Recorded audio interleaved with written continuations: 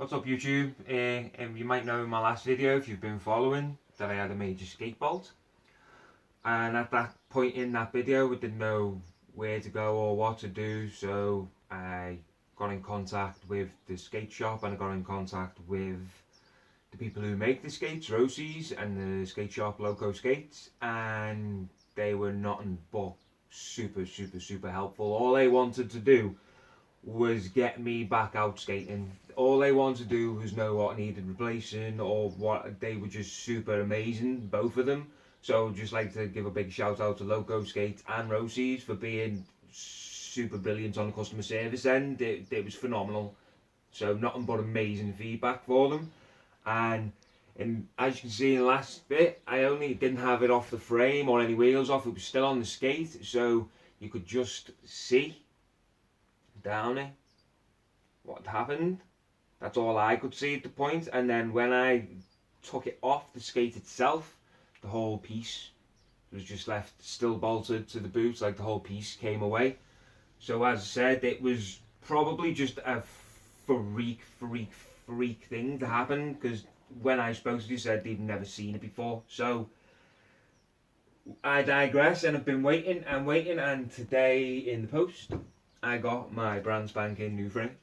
So I figured I'd make another little video of me putting basically my first frame back on the boot and putting the wheels back on, because it's easy taking it off, but I've never put it all back on together. So I figured I'd go through that process today with you. And then I've got another little thing that I want to give a little thing on later.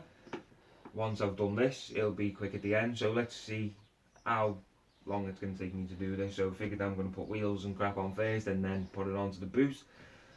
And as I said before, I need to get some of that little thread lock stuff, because luckily my bolts and nuts have still got some on, so it's going to hold, but I need to get some thread lock. It's a definite. So first, just make sure it's already come with the spacers on for the wheels, the silver bits, help the wheels sit where they need to be, so they don't need to be aligned. That does it for you basically. And just start throwing this together. Got 2 Allen keys, is pretty much what you need, same sized Allen keys. Anti-rockers on first, so let me move the boot out the way so you can actually see a little bit. So yeah, just see, this is difficult already with the anti-rocker. There you go, just get it to slot in. It should fit into place, and then that should go straight through. And then that one there, is it? Yeah, it is that one. Just get it to bite a little bit, and then Allen key both sides. I've got the right ones out, yeah. Now the anti-rockers aren't bearing, so they shouldn't spin. I know you can get anti-rockers with bearings, but I don't think that's like a beginner thing. I think that's like when you're used to locking in. You're just using them to try and get a bit of a smoother ride in street, I'm assuming. I couldn't be too sure myself. So then, next anti-rocker going on.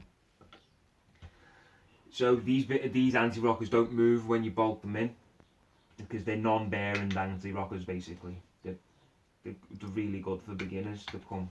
See, these are difficult to get on though. The frame and wheel spacers do keep it nice and in place. Once you hear, it'll click. It'll make like this little click sound, and you know that you won't have a problem getting your bolt through it, because it's a brand new frame. It's not like you're changing wheels on an already ground down frame, so it could be trickier getting the bolts in and out if they're rounded off at the end, or you'll be doing like fish brains and stuff on the sides of your frames. You will eventually grind the frame down so it starts touching the top of the bolt basically.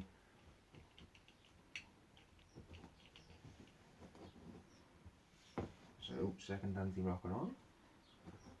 Get that nice and tight, so they're not going to move at all. Looking good. Now this is my right boot that it happened to. So if you look, because I've been on the right side, the wheels start to get a profile where you start pushing out. So they suggest what you do, well, what I've heard you do, is you either spin the wheel round or just rotate your frame.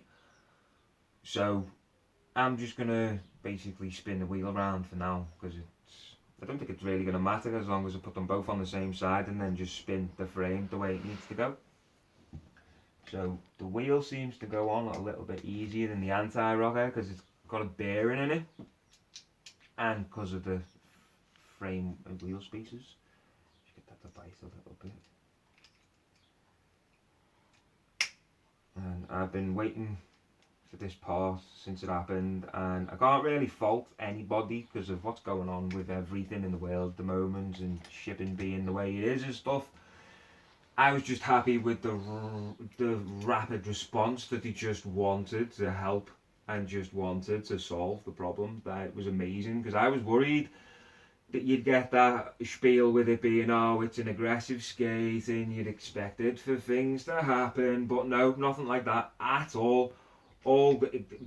Roces products come with like a 24-month warranty, which is an amazing warranty for an aggressive skate. I looked it up on their website itself, and I thought that was brilliant for an aggressive skate.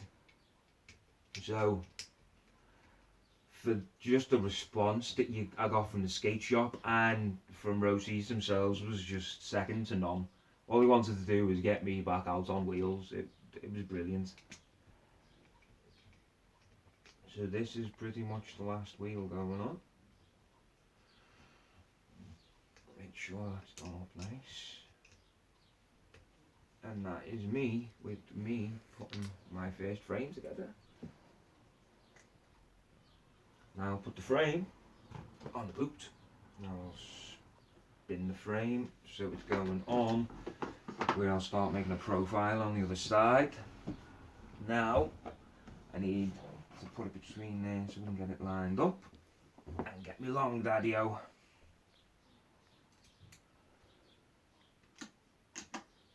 And make sure it is bolted nice and tight to the bottom of the skate.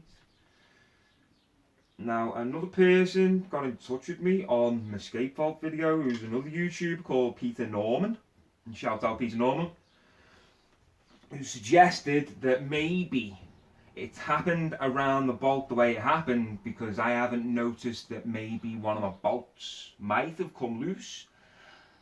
And he suggested maybe after every ride and stuff, because I'm a beginner and that, just check the tightness and the bolt tightness of my skates and that. So because of that, and because it might have been that, I am going to do that after every session now, and make sure that just everything is spit spot and tip top for the next session basically. So thank you Peter Norman for that one. And that is good to go. Don't want to over tighten it because you'll do what they call rounding the bolts off, and you don't want that because then you've got to drill through crap, and that is me. Good to go. So one last thing before I go out and skate is, when this happened I went looking for other frames and other prices of frames, and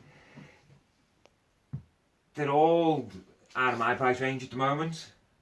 So I found, because I like quite retro-y stuff and that, I went and found an old set of Valo frames. If anybody doesn't know Valo, they used to be owned by John Julio, or he used to do their skates in that, John Julio, and their skates were brilliant. They were second to none, and it was basically the Valo V13, I think, is the same as the Majestic 12, the Roces Majestic 12. So I went and found an old set of UFS Valo frames, because I figured maybe one day, if anything happens again, I'll have a spare set of frames. Now they don't technically make Valo stuff anymore, but there's a lot of people out there who are fans of the brand and have still got like old plastic frames and old boots that are still going around on eBay and that, which I would love to get my hands on an old pair of Valo boots, especially the Alex Broskow Coffees, I think they're called. They're like this lovely deep brown colour.